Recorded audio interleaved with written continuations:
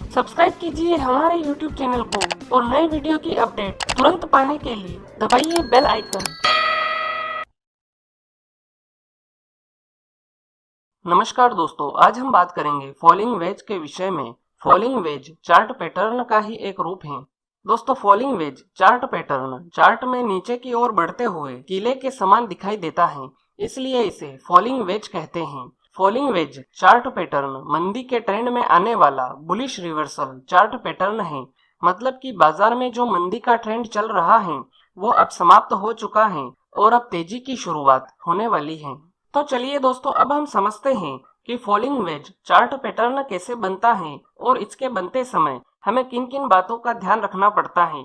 दोस्तों, चार्ट में हम देखते हैं कि बाजार में लंबा मंदी का ट्रेंड चल रहा है और फॉलिंग वेज के बनने में यह आवश्यक है कि पिछला ट्रेंड डाउन ट्रेंड हो। यह डाउन ट्रेंड नीचे की ओर बढ़ते हुए एक सपोर्ट लेकर ऊपर की ओर आ जाता है, लेकिन यह बढ़त मंदी के ट्रेंड को बरकरार रखते हुए पास में ही एक रेसिस्टेंस बना लेती है और वहीं पर रुक जाती हैं। इस प्रकार से पहला सपोर्ट और पहला रेसिस्टेंस बनता है। इसके बाद प्राइस वापस से नीचे की दिशा में बढ़ने लगता है और पहले सपोर्ट के नीचे चला जाता है और वहां पर दूसरा सपोर्ट लेकर ऊपर आ जाता है। अब प्राइस वापस से ऊपर की ओर दूसरा रेसिस्टेंस बनाता है और वहीं पर रुक जाता है कुछ समय के लिए और फिर नीचे की ओर बढ़ने लगता है, लेकिन यह दूसरा रेसिस्टेंस पहले रेसिस्टेंस की तुलना में लोअर होता है।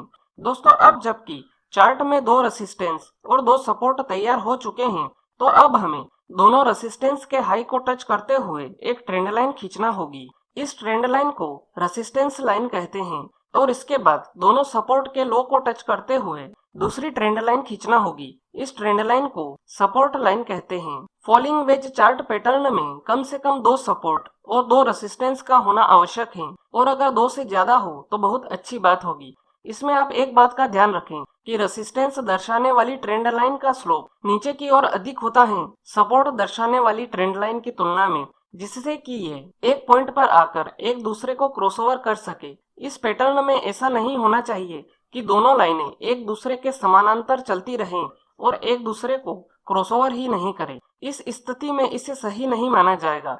इस पैटर्न के साथ दोनों लाइनों को एक पॉइंट पर आकर क्रॉसओवर करना ही पड़ेगा, तभी इसे फॉलिंग वेज पैटर्न माना जाएगा। और दूसरी ध्यान रखने वाली बात यह है कि हर एक सपोर्ट और रेसिस्टेंस पिछले वाले सपोर्ट और रेसिस्टेंस की तुलना में लोअर होना चाहिए। अगर दो या दो से ज्यादा सपोर्ट और रेसिस्टेंस बनते हैं और ऊपर नीचे ट्रेंड लाइन को टच करते हैं तो इससे फॉलिंग वेज की एक्यूरेसी और स्ट्रेंथ बढ़ जाती है। जब प्राइस फॉलिंग वेज पैटर्न बनने के बाद रेसिस्टेंस लाइन को ब्रेक करके उसके ऊपर आने लगता है, तब अगर वॉल्यूम बढ़ने लगे तो समझना चाहिए कि यह मजबूत तेजी की निशानी है। दोस्तों, दो सपोर्ट और दो रेसिस्टेंस के बीच में कम से कम 7 या 8 कैंडल की गैप तो होना ही चाहिए। अगर इससे कम गैप है तो इसे एक वैलिड सपोर्ट और रेसिस्टेंस नहीं माना जा सकता। तो दोस्तों, इस प्रकार से फॉलिंग वेज चार्ट पैटर्न की रचना होती है। दोस्तों, चार्ट पैटर्न के साथ टाइम फ्रेम का कोई इतना अधिक महत्व नहीं माना जा सकता है, क्योंकि यह हर एक टाइम फ्रेम में बन सकते हैं और हर एक टाइम फ्रेम में अच्छी तरह से काम भी करते हैं। दोस्तों, अब हम समझते हैं कि दो सपोर्ट और दो रेसिस्टेंस के बीच में कम से कम कितना अंतर होना चाहिए। दोस्तों, अगर आप फॉलिंग वेज को इंट्राडे चार्ट में देख रहे हैं तो दो सपोर्ट और दो रेसिस्टेंस के बीच में कम से कम 7 या 8 कैंडल की गैप तो होना ही चाहिए। शॉर्ट टर्म के लिए दो सपोर्ट और दो रेसिस्टेंस के बीच में 3 से 4 हफ्तों का अंतर योग्य माना जाता है। मीडियम टर्म के लिए दो सपोर्ट और दो रेसिस्टेंस के बीच में 3 से 4 महीने का अंतर योग्य माना जाता है और लॉन्ग टर्म के लिए दो सपोर्ट और दो रेसिस्टेंस के बीच में 7 से 8 महीनों का अंतर योग्य माना जाता है। यह तीनों नियम डेली चार्ट के हिसाब से हैं। तो चलिए दोस्तों, अब हम समझते हैं कि फॉलिंग वेज चार्ट पैटर्न के साथ हम खरीदी कैसे कर सकते हैं। उससे पहले मैं आपको यह बता दूं कि अगर आपने अभी तक रिस्क रिवॉर्ड रेशियो और स्टॉप लॉस थ्योरी का वीडियो नहीं देखा है तो आप इन दोनों वीडियो को देख लीजिए, क्योंकि चार्ट पैटर्न के साथ खरीदी और बिक्वाली करने में रिस्क रिवॉर्ड रेशियो और स्टॉप लॉस थ्योरी का महत्वपूर्ण उपयोग है।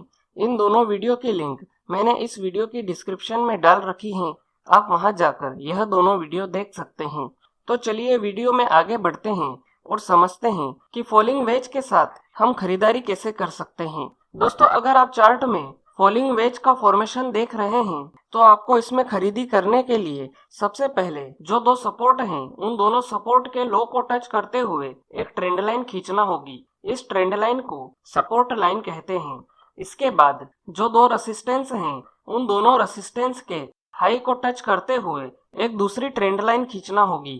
इस ट्रेंड लाइन को रेसिस्टेंस लाइन कहते हैं। अब आपको इसमें खरीदी करने के लिए यह देखना है कि जब कोई कैंडल रेसिस्टेंस लाइन के ऊपर जाकर क्लोजिंग दे दे तो उसके बाद वाली कैंडल में हमें खरीदी करना है, और खरीदी करने के तुरंत बाद जिस कैंडल ने रेसिस्टेंस लाइन के ऊपर क्लोजिंग दी है उसके लो के नीचे का स्टॉप लॉस लगाना है। इसी बीच ट्रेड लेने से पहले आपको एक और बात का ध्यान रखना बहुत जरूरी है कि आपके खरीदी करने के पॉइंट से स्टॉप लॉस लगाने के पॉइंट के बीच का जो डिफरेंस है वो रिस्क रिवार्ड रेशो के 2% के नियम के अनुसार ही होना चाहिए, तभी आपको ट्रेड लेना है। अगर डिफरेंस 2% के नियम के अनुसार नहीं है तो आपको यह ट्रेड नहीं लेना है। ट्रेड लेने के बाद आपको ट्रेलिंग स्टॉप लॉस का उपयोग करना है। अब इसमें आखिरी पॉइंट यह है कि हमें प्रॉफिट बुक कहां पर करना है।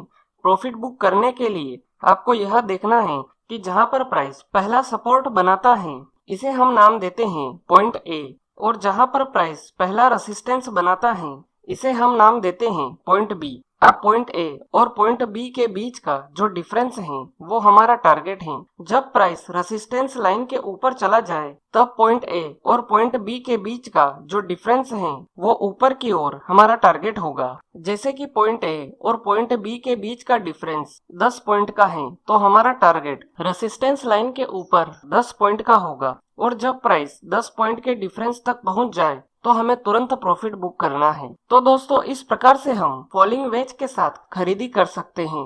तो चलिए दोस्तों अब हम चार्ट में फॉलिंग वेज चार्ट पैटर्न को समझ लेते हैं कि हम फॉलिंग वेज चार्ट पैटर्न के साथ खरीदारी कैसे कर सकते हैं। सबसे पहले आप अपने चार्टिंग सॉफ्टवेयर में जाइए और चार्ट को खोल लीजिए। इसके बाद आपको जिस भी टाइम फ्रेम में फॉलिंग वेज का फॉर्मेशन दिखाई दे रहा है आप उस टाइम फ्रेम को खोल लीजिए।